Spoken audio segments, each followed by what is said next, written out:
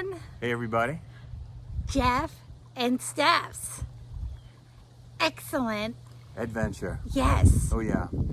We are in Safford, Arizona, on the east side of Phoenix, over in the mountains and desert, and it's absolutely gorgeous. You know what always surprises me about Arizona? Water. Yes. I mean, you got Lake Havasu. Yeah. Lake Havasu. But it's one of the driest states in the country. And look behind us here. Yay. Looks like water to me. It does. We're at Dankworth Pond State Park. And there's a trail that is 1.75 miles around the lake. And there's like nature preserve area. And there's also a, I'm not sure how they describe it, whether it's like a reenacted village, an ancient Indian village here. And they have some like old buildings and mud and clay huts and such that you can look at. But the trail itself was rated easy to moderate, and it's just a beautiful place to be on a hot day. It's supposed to be, what, 97 today here, I think? But it's super breezy, and I think, what are we at elevation, like 4,000 feet? Yeah, so it's between it's 3,000 and 4,000, for sure. Hey, Stephanie, let me ask you 3 things. Yes. Very important questions. Yes, hit me. Number 1. Yes. Do we have water? In the car?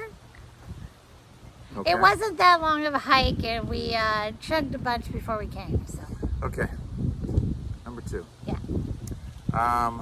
Do we have hiking shoes / sneakers on?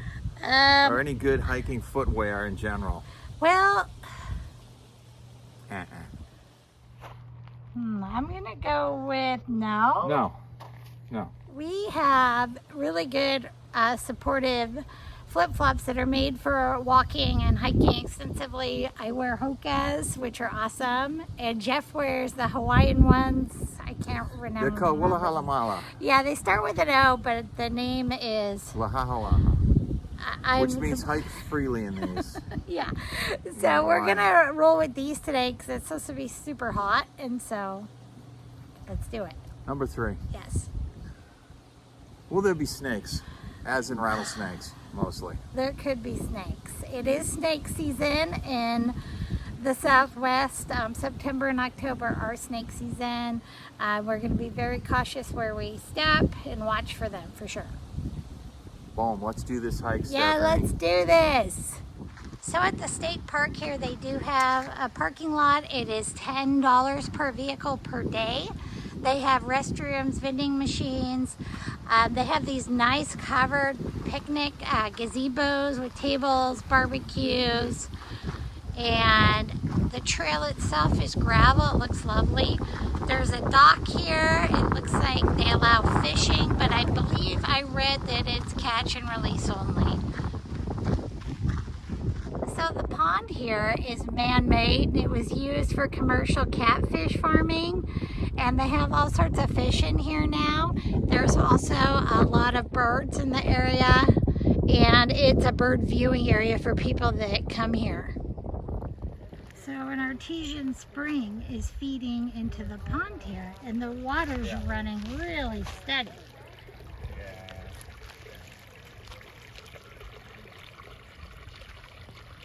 And it's feeding the pond here. It goes all the way down, around, and into the pond.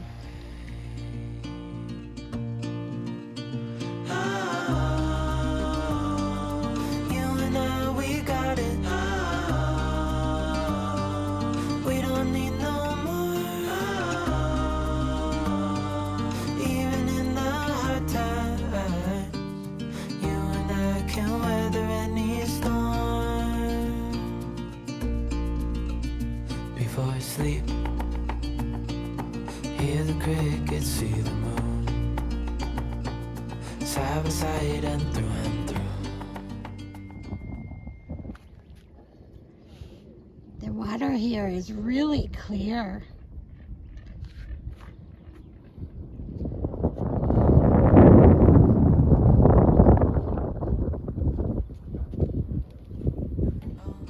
We know what we have, let's hold on tight. Found what we're looking for in life.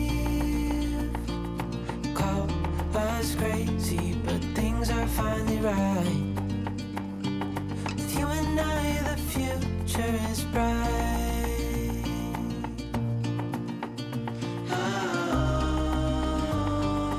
You and I, we got it.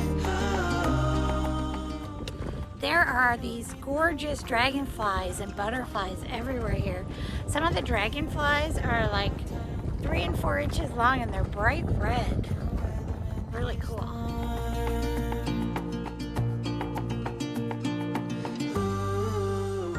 So this mountain range here is absolutely gorgeous. We can actually see it from our RV park, and our windows face it. That's Mount Graham directly ahead of us.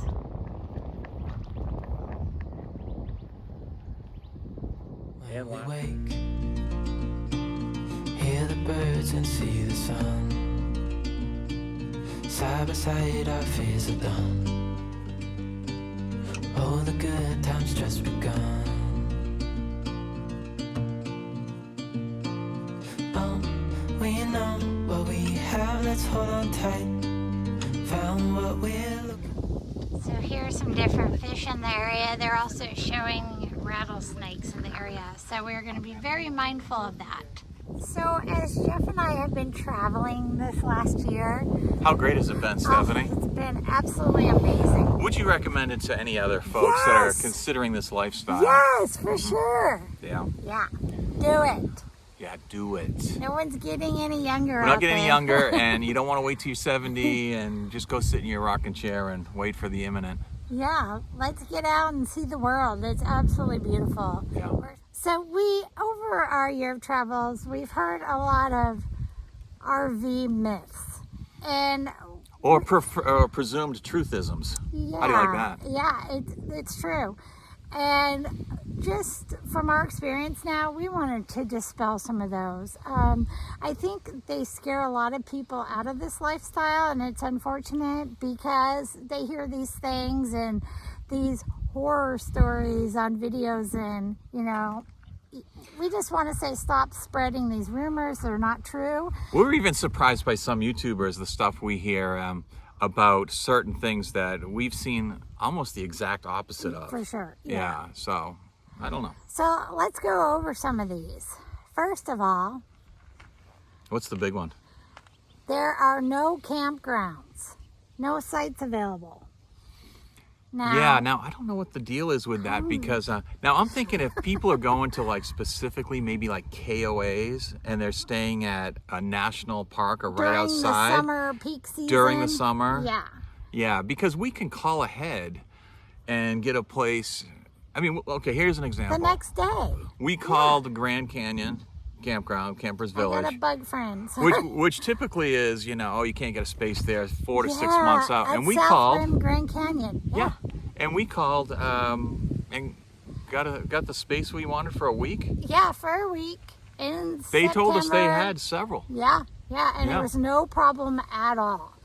So, the fact that you hear that there are no campgrounds available, there are so many campgrounds and so much BLM land and land to boondock on, and we have literally never not found a spot. And this is even with changing things, plan changes, etc., where we need to find something next day. We call, and once or twice someone has said, "Oh, we don't have any spots," so we just call another campground, and we have It's never always not the found second a spot. call. It's always the second call. We've never had a situation where on the first call they said no, and we called another one. They said no, on and on. It was just like, we called and said, we have plenty of spaces. What do you need? How big is your rig? Yeah, we've had absolutely zero problems finding campgrounds. So please don't let that deter you from this lifestyle. Plenty of spots. Labor Day weekend, West Texas. Nice campground, $20 a night, and lots of open spots. Now can I do number 2? Please. Number Okay, 2. Stephanie, you ready? Yes. Are you folks ready for number 2? Let's do it. Now, I noticed this. Number 2 myth in the RV world. And for me, this is actually number 1, but I'm going to take number 2 because ladies before gentlemen. Oh, Yeah. thanks, honey. So anyway, from the time we started traveling, and hitting the road and going, you know, through the highways and byways of America, every, and I mean every, RV sales place, be it Camping World, or all the other ones, or the smaller ones, or the mid-sized ones, I mean, loaded with RV. I mean, just there's loads of them. I mean, now I have heard there's a shortage of Sprinter vans, the Class Bs, which I'm sure that makes sense because they're super popular. But as far as toy haulers and travel trailers and fifth wheels, we even went past an Airstream dealer that was loaded up. Yeah, for sure. So I don't know where that comes from. We've heard this for long years. wait for an RV. We've heard for years It's now that weird. there are no RVs available, nothing for sale, and that is just BS. We are calling that one. We drive by these places off the highway all the time, and we look at these lots with hundreds of RVs on them. We both look at each other Sometimes and say, thousands. yeah, and we look at each other and we say, yep, no RVs Yeah, for we just sale. look at each other, hey, None. there's no RVs for sale in America. You cannot get one anywhere. And it's so strange because this I hear all the time. Yeah. I hear all the time. It's very hard to get an RV. I ordered one. It'd take me 6 months to get it. And I honestly, at this point, I don't know why you'd order one when there's so many on the lots. Right. And this is before the whole, you know, there's an inflation and prices have gone up and gas has gone up. Maybe people are considering not RVing. This is a year and a half ago when everybody was seriously into it. This is coming from people who just bought a new RV. Yeah. Yeah. We knew the RV we wanted, and we literally looked in the town we were Simple at. Google search. Yeah, and there were like 3 for sale. Yeah. You know, within a couple miles of us. And there's no RVs. And drum roll, please. Number 3. Oh, that's good. I like that. What's number 3, honey? Number 3 is about RV techs. I think you're going to handle that one. Oh, yes. We heard when we started RVing a year and a half ago that it was hard to find an RV tech or someone to come do repairs on your RV, and we are debunking that too. We have called, I think they're slim picket in some areas, but we have called RV techs from 3 different random towns in America and have had them come Same within day. 24 hours, or if not the same day. Yep. So I'm not buying that myth. I'm not buying it with you. Yeah, and we've had them come and get parts for us and have the repair done within 24 hours at places. We're talking about Texas, New England, Northwest. So again, I don't really know that that's a thing either. If you're in some small town out in the middle of nowhere, it might be harder to find one. Yep. But I don't think it's impossible at all. And, you know, if you need work done while on the road, you can find it. And I will tell you this, most savvy RVers that are full-time and on the road, if you have some small issues, you got to learn to fix those little things. And if you can't fix them, I think a lot of people assume, especially with like refrigerators and the more expensive things, that they're going to call a mobile tech and it's going to cost a fortune. And that's the first thing you think of. Oh my God, this is going to cost, $3,000 to fix. And, I've said that maybe a little bit too, but man, they come. I was shocked by what they charge to fix something that I couldn't figure out. Like we had an air conditioner repair one time, and we needed a new air conditioner motor down in a random place in Texas, and the guy came the same day, saw what was the problem, came the next morning with the motor, and it was like $160, $180 parts and labor. So don't buy that. So what's number 4? Okay, so this is something I run across all the time, and there's a lot of misinformation out there about RVing and needing a CDL.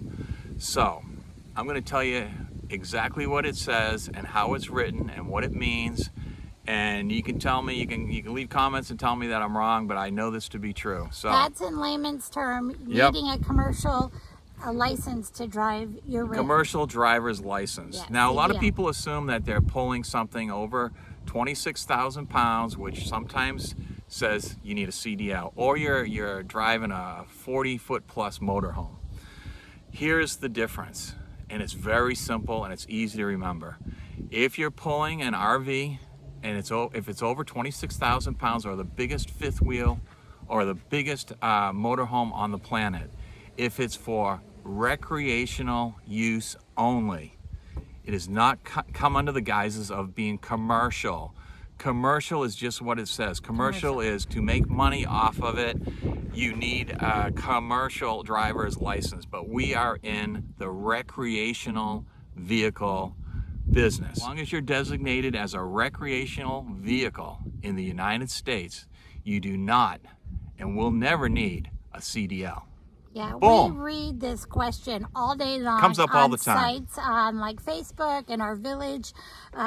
People are always concerned about having to get a commercial driver's license to pull their rig, and they're new to the RV life. So we just want to say right here, you do not need one. Okay, guys. Hate to burst your bubble. Burst it. Number 5, RV life is cheap. It's not cheap. Nope. No. And there was ways to make it cheaper or less expensive. We knew we would save money in our RV life, and we are saving money over having a sticks and bricks house. But that's just because we have cut back on so many things. We got rid of the mortgage. We got rid of all of our debt. Property taxes. There's a lot of ways. Yes, you can make it less expensive, but is it cheap? No. Difference. Now, sure, you can go boondock. Yeah. And save money that way. Campgrounds. Use harvest hosts and things like that, and you can save money that way. But you still got food. You have more probably expense in our case with moving more, because we're paying for diesel to move from one place to another.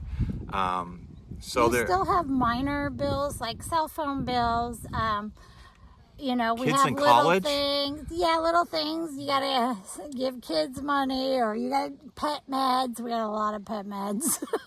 Yeah. You still have things that you would have in your sticks and bricks life. So, things come up too where you need a repair done, and if That's it's the not big- under warranty, or you need new tires. We just had to get new tires. So That's the big thing. The unplanned expenses and things like needing tires, or a major mechanical repair on your vehicle, which you may not see coming. If you would have to compare it to a percentage of what we used to pay to live in a sticks and bricks to now, is it 50% less? I would That's say, what I think. I think it's about 50%. It's about half price. Yes, we have saved money, but no, I still wouldn't say it's cheap. It costs more than I thought it was going to when we left a year and a half ago.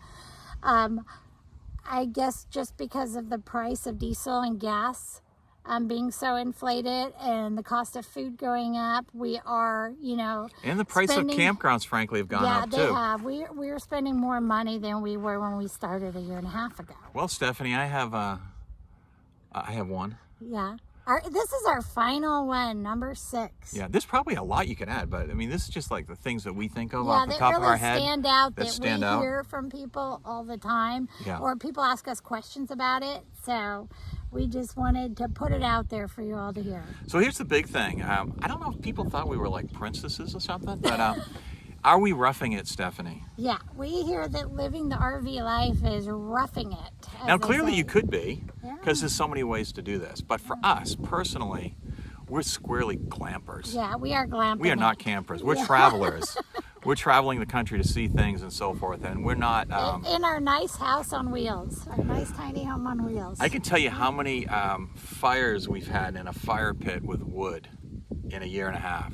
None. How many? This many? 0. We do have a propane fire pit, but Yeah. but as far as like the camping thing where you got like a whole bunch of beers and campfire and some hot tub, we don't do that. There's nothing wrong with that. I think we did that in earlier times in our lives, but we're clearly glampers. And as far as are we roughing it? Not even close. Yeah, we have TVs, we have washer dryer, king size bed. Yeah, we have a vacuum. I mean, we're Really good kitchen. Like really good with kitchen. an island, and we have a killer residential stove. refrigerator now. Yeah. So no, we're not roughing it by any means. It's just a tiny house. So we're definitely glamping. Yeah, We're having a good time. You don't have to rough it to live the RV life. You know, you like all your amenities and things, you can take them with you. Yeah. Yeah, weight permitting, you can take them with you. Yeah, but if you want to go on an extended camping trip for the rest of your life, and that's cool, you know, I get that. Yeah. I get that. You know, pack up the fishing rods and the little kayaks and hit it. Yeah, whatever you want to do, and just, you know, have weenie roasts and all that. That's super cool. But it's just not what we do. Yeah, it's just not what we do. So RV life is anything you want it to be. For sure. From the most crudest, roughest, living in a tent and traveling that way to you know, glamorous high-end motorhomes and fifth wheels and stuff. And it's all fun and it's all good. And we like all the folks that are doing it and the people we meet, from the tent campers on up to the people in the $2 million motorhome. They're all the same people, really. Yeah. It's a state of mind in life that we're all at, that we really enjoy what we're doing. And I don't hear many people going into this life and leaving it. So I hope these glamping is great. I hope these help you to dispel a lot of the myths out there in the RV life. We just want to give you some truth, what we've seen, and things we get asked, and you know, hope this helps you make a decision as to whether or not this lifestyle is for you. How do you like this one today? What does that say? Sunshine and coffee. Yes! Two of my favorite things, Stephanie. Yeah, we know it. I prefer to go with the coffee first and the sunshine. So I would have said coffee and sunshine. I like iced coffee with my sunshine. I agree. When we wake, hear the birds and see the sun. Side by side, our fears are done. Oh, the good times just begun.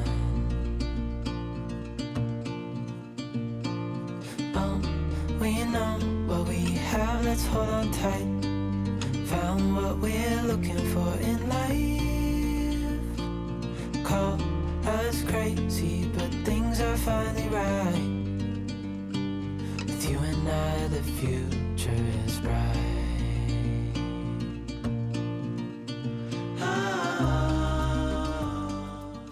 So, all in all, a gorgeous day at the state park today. Yeah, and how about this town of Safford, Arizona? Yeah. Did I say it right that time? Yeah, they have a historic downtown too. We might be checking that out tomorrow.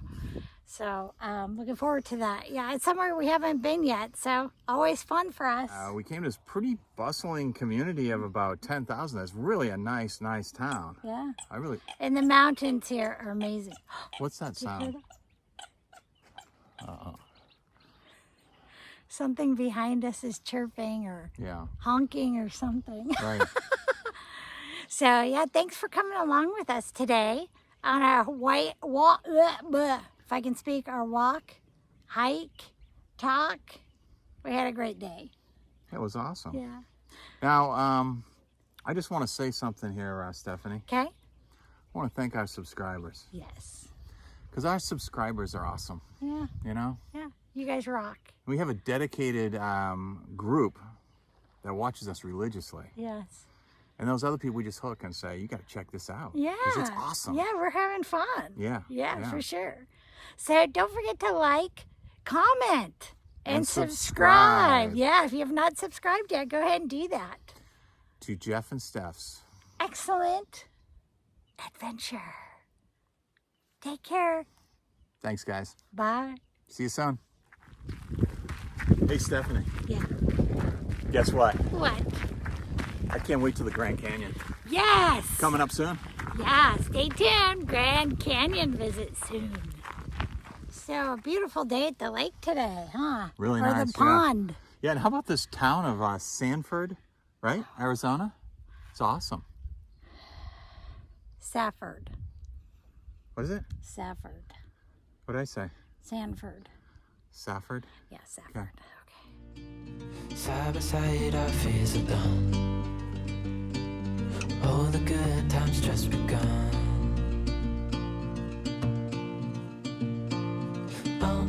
We know what we have, let's hold on tight. Found what we're looking for in life. Call us crazy, but things are finally right.